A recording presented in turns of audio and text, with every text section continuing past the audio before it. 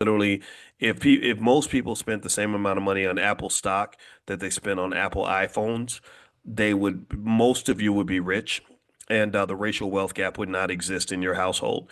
One thing about the racial wealth gap that's important to understand is that the gap ain't the same for everybody, right? The gap ain't gapping for everybody. Everybody ain't a victim, right? So even though there are victims, victims are real, right? So we're not going to pretend like there aren't victims and not hear their story. Just know everybody ain't no victim. Like I hope y'all understand that. I hope you understand that. Like when they say things like, you ever hear that stat where they say that black wealth is going to decline to zero by 2053? Anybody heard that stat? Well, that stat is not, that doesn't apply to everybody.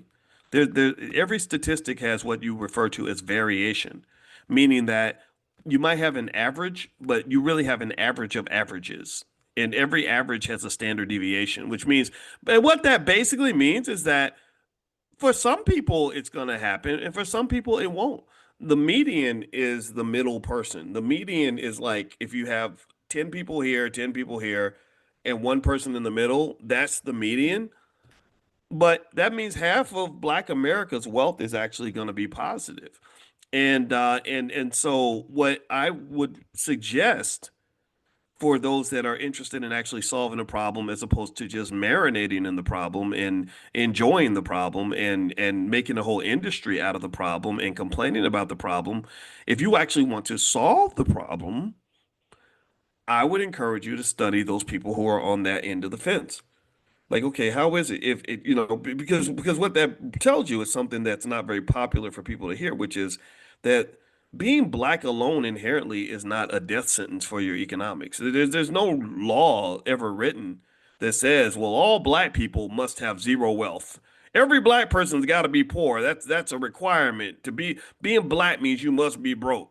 No, there's no law like that. What it says is that there are some systematic variables that increase the probability of your wealth being zero if you're black. Some of those variables are systemic, like racism.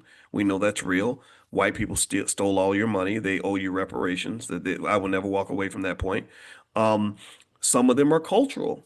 Like you grew up learning how to manage your money from people who maybe did not have the skill set when it came to managing money. They didn't know how to properly manage the money that they had, so they passed down toxic financial choices down to you, right? So ultimately, uh, consciousness is important because consciousness is the cure for culture.